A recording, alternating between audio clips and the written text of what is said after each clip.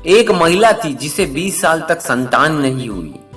फिर कर्म संजोग से 20 साल के बाद उसे एक पुत्र की प्राप्ति होती है, किंतु दुर्भाग्यवश 20 दिन के अंदर ही उस संतान की मृत्यु हो जाती है। वह स्त्री हद से ज्यादा रोती है और उस मरे हुए बच्चे का शव ले जाकर एक सिद्ध महात्मा जी के पास पहुंच जाती है। वहां महात्मा जी से रो रो कर कहने लगती है, मुझे मेरा बच्चा सिर्फ एक बार के लिए जीवित कर दीजिए। मात्र एक बार मैं उसके मुख से माँ शब्द सुनना चाहती हूँ। स्त्री के बहुत जिद करने के बाद महात्मा जी ने 2 मिनट के लिए उस बच्चे की आत्मा को वापस बुलाया। तब उस स्त्री ने उस आत्मा से कहा, तुम मुझे छोड़कर क्यों चले गए मेरे बच्चे? मैं तुमसे सिर्फ एक बार माँ शब्द सुनना चाहती हूँ। तभी उस आत्मा ने कहा, कौन सी माँ? कैसी माँ? मैं तो तुमसे कर्मों का हिसाब किताब करने आया था। स्त्री ने पूछा, कैसा हिसाब किताब? आत्मा ने बताया, पिछले जन्म में तुम मेरी सौतन थी और मेरी आंखों के सामने तुम मेरे पति को ले गई। मैं बहुत रोई, तुमसे अपना पति मांगा, पर तुमने मेरी एक नहीं सुनी। तब मैं रो रही थी और आज तुम रो रही हो।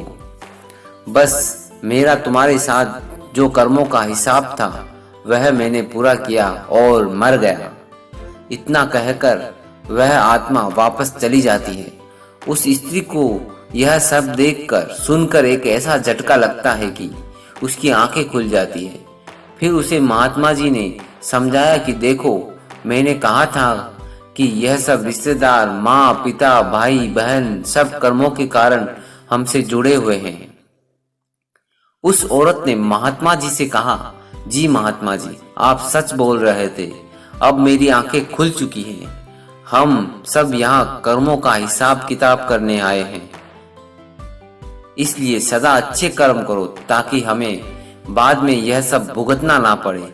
वो स्त्री सब समझ गई और अपने घर लौट गई। इसलिए हमें हमेशा अच्छे कर्म करने चाहिए। हमारा यह शरीर एक किराए का घर है। जैसे कि हम किराए का मकान लेते हैं तो मकान मालिक कुछ शर्तें रखता है। मकान का किराया समय पर देना, मकान में गंदगी नहीं फैलाना, उसे साफ सुथरा रखना, मकान मालिक का कहना मानना, और मकान मालिक जब चाहे तब मकान को खाली करवा सकता है। इस प्रकार परमात्मा ने भी हमें यह शरीर दिया है। यह भी एक किराए का मकान ही है। हमें परमात्मा ने जब यह शरीर दिया है तो यह सारी शर्तें हमारे लिए भी लागू होती है।